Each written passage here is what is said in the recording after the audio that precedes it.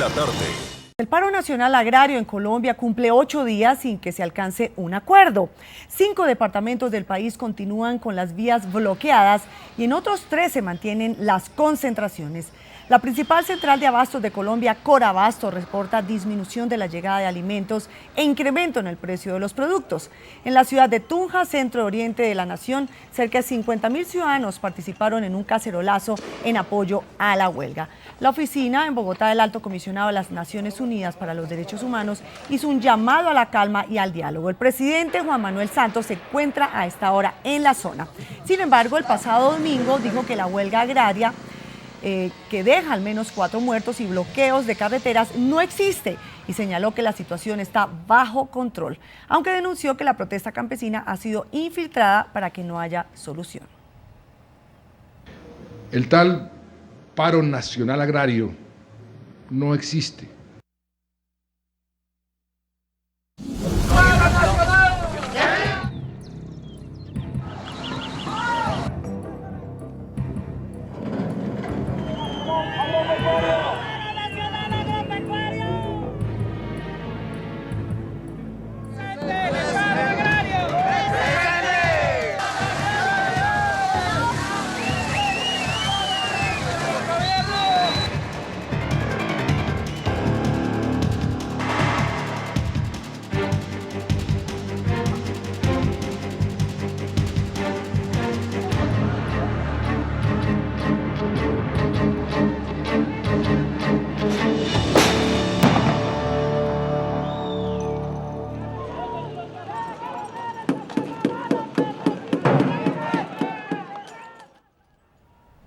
Estas algunas de las imágenes de lo que ha sucedido en Colombia los últimos 8 días. Para hablar del tema saludamos a Álvaro Uribe Vélez, expresidente de Colombia. Expresidente, gracias por acompañarnos en la tarde de NTN 24, bienvenido. Quiero retomar la frase del presidente Juan Manuel Santos de que el paro no existe. ¿Cómo han recibido en Colombia esta declaración del mandatario? Muy buenas tardes. Muy buenas tardes, Soraya, a usted y a todos los televidentes. El gobierno Santos es permisivo con la FARC, asesina a los soldados colombianos y nada pasa, y al mismo tiempo es indolente y despectivo con los productores agropecuarios.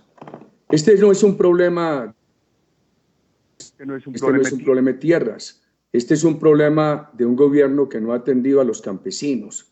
Créditos sumamente caros, insumos agropecuarios sumamente caros. No se han desarrollado las estrategias que estaban previstas desde el punto de vista fitosanitario para que Colombia pueda exportar leche, tampoco los procesos para industrializar. Solamente se industrializa el 40% de la leche en Colombia y ha habido un enorme descuido de lo que se llaman vías terciarias, las vías que tienen que utilizar campesinos para sacar el producto a las grandes troncales. Pero atento a sus preguntas. Señor expresidente, esta huelga del sector agrario que entra pues en su segunda semana sin que se encuentre una solución al conflicto, ¿por qué cree usted que se ha salido de control? ¿Por qué esta manifestación ya llega a un punto que pareciera incontrolable y que pues cierra casi todas las entradas a la capital del país? Porque este gobierno no ha tenido una voluntad de diálogo oportuno con los sectores productivos de Colombia. Este gobierno ha sido laxo con el terrorismo y ha sido totalmente indolente frente a los sectores productivos. Las comparaciones son odiosas, pero déjeme hacer esta comparación. En nuestro gobierno nunca hubo un problema de estos. ¿Por qué? Nosotros éramos firmes con el terrorismo, pero al mismo tiempo receptivos. Mantuvimos un diálogo oportuno con los sectores sociales y productivos de Colombia. En nuestro gobierno había más debate político, ahora han buscado un unanimismo a favor del gobierno, pero en nuestro gobierno había menos conflicto social. Imagínese usted, la inflación colombiana entre el 2 y el 3%, y los intereses a estos productores son intereses del 8-10%. Imagínese usted, insumos agropecuarios básicos, valen aquí el doble o valen el 40% más o el 12% más que en las economías de Perú, de Ecuador, de Venezuela, y el gobierno no hace esfuerzos. El gobierno se olvidó de lograr estímulos al consumo nacional, por ejemplo, de lácteos, que nosotros lo hacíamos a través del Instituto Colombiano de Bienestar Familiar. Llevamos 3 años y no se han puesto en marcha las normas que se dejaron, los procesos que se dejaron para resolver obstáculos fitosanitarios y que Colombia puede exportar. Y no se ha estimulado la integración entre productores e industrializadores para hablar de algunos problemas. Ojalá el gobierno tomara unas medidas unilaterales de alivio que facilitara, que se sentara a dialogar con los campesinos después de 3 años de olvido. Señor expresidente, el gobierno colombiano ha insistido en que quiere pues sentarse a negociar con los manifestantes. Sin embargo, las imágenes que han tenido los colombianos que ver estos días ha sido de represión a estas protestas e inclusive hay graves denuncias de que podrían estar infiltradas por el grupo terrorista de las FARC. ¿Deben ser contenidas estas protestas simultáneamente con el diálogo que deben sostener en una mesa de negociación? Mire, Soraya, el gobierno Santos viene llevando al país a un camino de anarquía, que puede ser la apertura del castrochavismo, porque el gobierno Santos le ha permitido todos los atropellos a la guerrilla y sigue dialogando con ellos en Cuba. Hace menos de 48 horas la guerrilla asesinó a otros 17 soldados colombianos y nada pasa. El gobierno dialoga con la guerrilla sobre el futuro del sector agropecuario, pero no le da la cara a los campesinos para resolver esos problemas.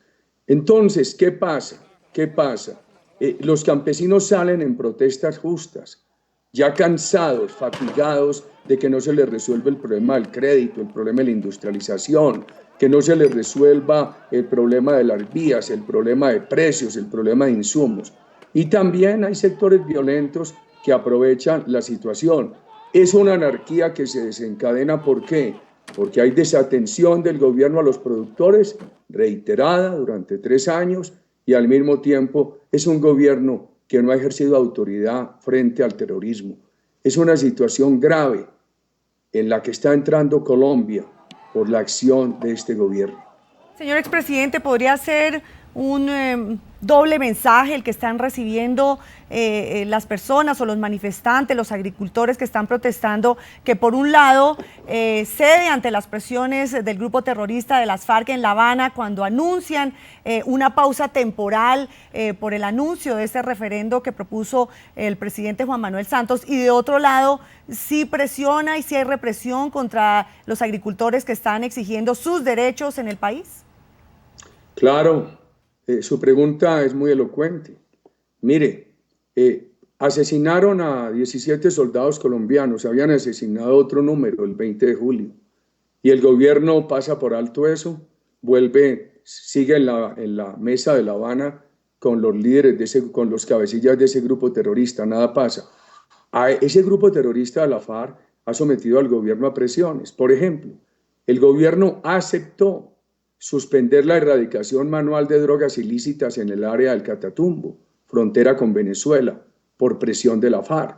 Pero al mismo tiempo llevamos 3 años en que Colombia ve decrecer la industria, ve una creciente afectación de los campesinos por insumos, vías, precios, etcétera, y el gobierno por eso no hace nada. Al contrario, pronuncia frases de desprecio frente a los justos anhelos campesinos.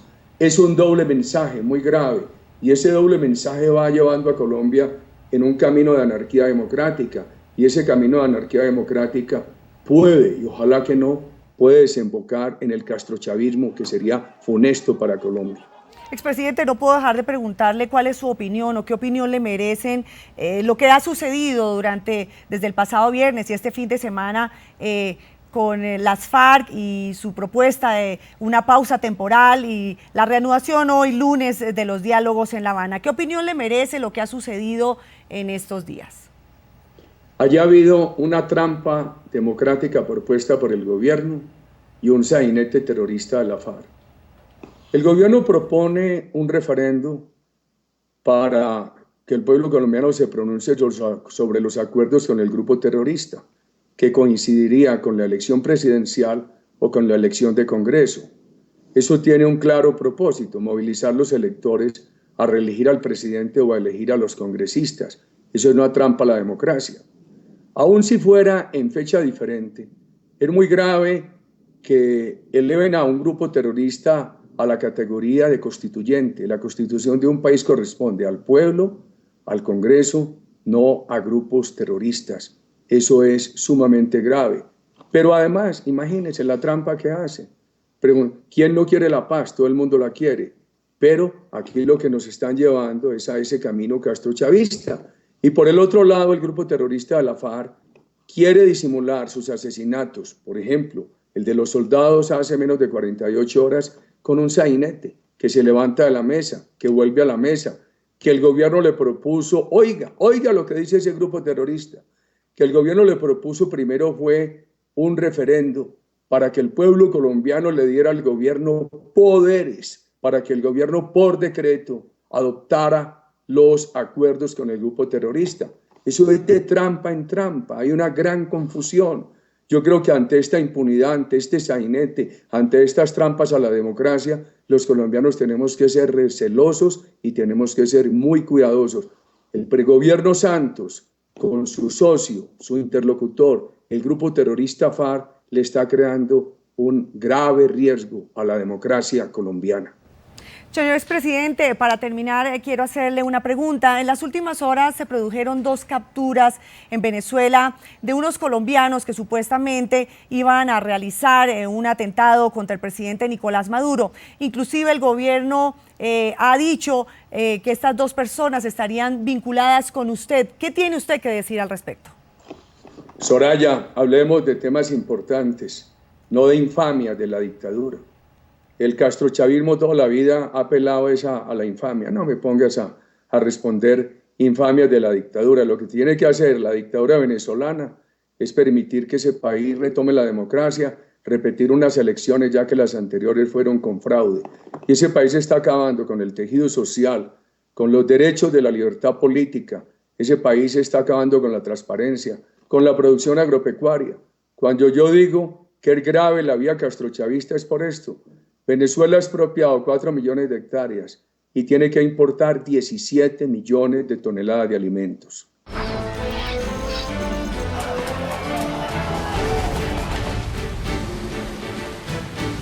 gobierno de Estados Unidos cede a la presión. La administración Obama ha entregado 3 documentos sobre su esquema de seguimiento a las comunicaciones revelado por las filtraciones y la responsabilidad de la elección de su contratista de la Claudia de las elecciones presidenciales de Venezuela, donde resultó electo el mandatario de este país, Nicolás Maduro, ya que la organización no tuvo una presencia en este país.